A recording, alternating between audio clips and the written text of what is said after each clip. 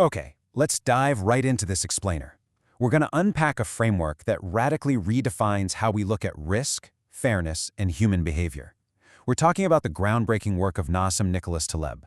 Seriously, if you've ever felt like the rules of the world are somehow tilted, like the people making massive decisions rarely suffer the consequences of their mistakes, you are absolutely going to love the structural truths we're uncovering today.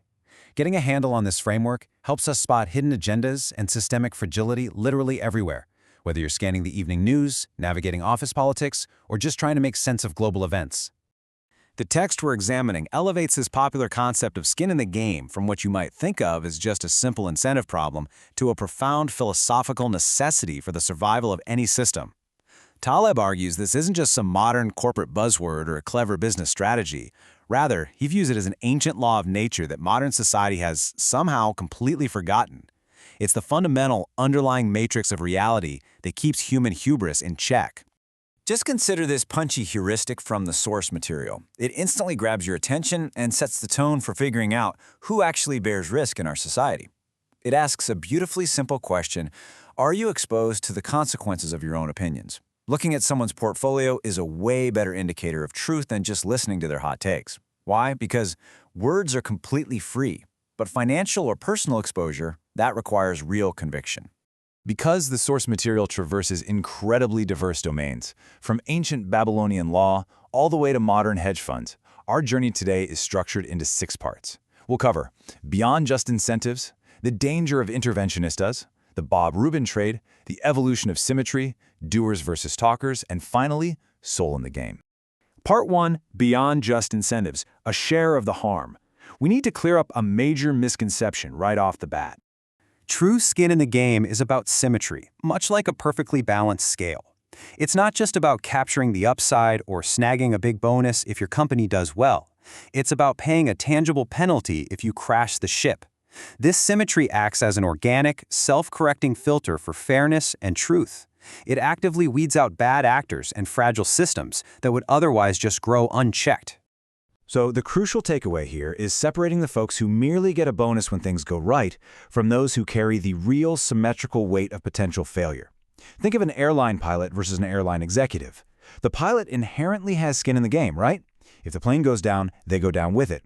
That shared risk fundamentally changes their decision-making process, forcing them to prioritize absolute safety. The executive, on the flip side, well, they might just lose a quarterly bonus if corners are cut. That difference is literally everything. Moving to part 2, the danger of interventionistas, actions without consequences. Let's see what happens when we apply this symmetry, or the lack of it, to geopolitics. What actually happens when decision-makers have absolutely zero skin in the game?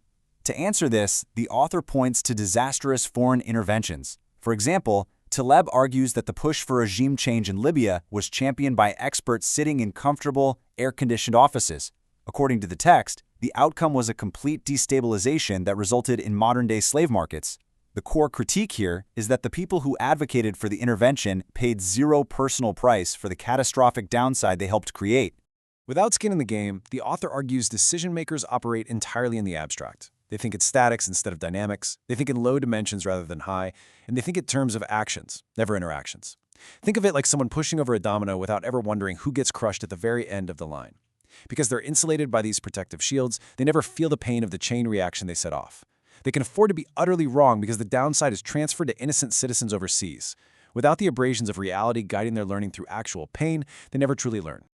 Part 3, the Bob Rubin Trade, transferring tail risks. Let's look at how this exact same absence of consequence operates in the world of high finance.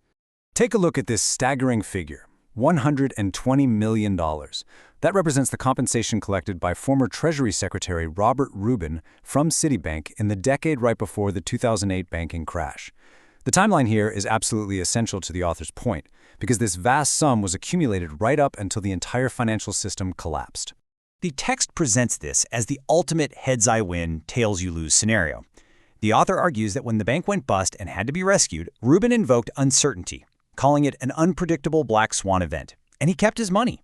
He essentially captured all that upside while forcing everyday taxpayers, people like Spanish grammar specialists and assistant school teachers, to absorb the devastating financial harm of the downside. Part 4, the evolution of symmetry, from Hammurabi to Kant. As you'll see, the Bob Rubin Trade isn't exactly a brand new trick. Society has actually been trying to enforce symmetry and stop this kind of risk transfer for thousands of years. If we rewind 3,800 years to ancient Babylon, Hammurabi's code was beautifully simple. If a builder builds a house and that house collapses and kills the owner, the builder is put to death. It perfectly stopped the builder from hiding risks in the foundation. Over time, society tried to codify the shared risk through the 15th law of holiness in Leviticus, the negative silver rule of not doing to others what you wouldn't want done to you, the proactive golden rule, all the way up to Kant's highly complex formula of the universal law. But the text contrasts Immanuel Kant's highly complex, abstract universalism with a character from the author's books named Fat Tony. Fat Tony's motto is, "Don't give crap, don't take crap." It's a tasteful, highly practical, New Jersey-style approach to symmetry.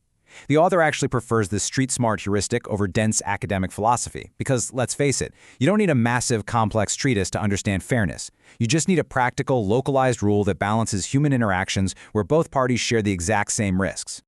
Now for Part 5. Doers versus talkers. Action and knowledge.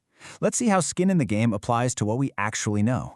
The author relies on a stark binary here to argue that we humans are vastly better at doing than we are at understanding.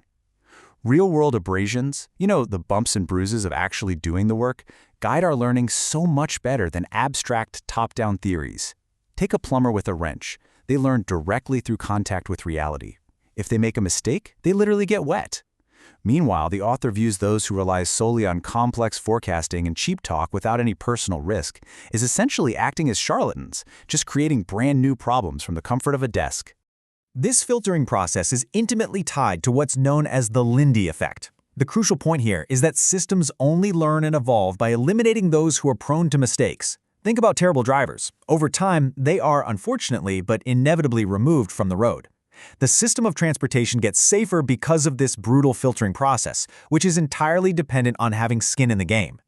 Time acts as the ultimate judge, and according to this framework, survival is the only true proof of rationality. And finally, Part 6. Soul in the game, the highest ideal. Here, we move way beyond mere risk-sharing. The text illustrates that true artisans put their very soul in the game. Think of a master sushi chef who spends decades perfecting the exact temperature of rice, or a dedicated craftsman building custom furniture.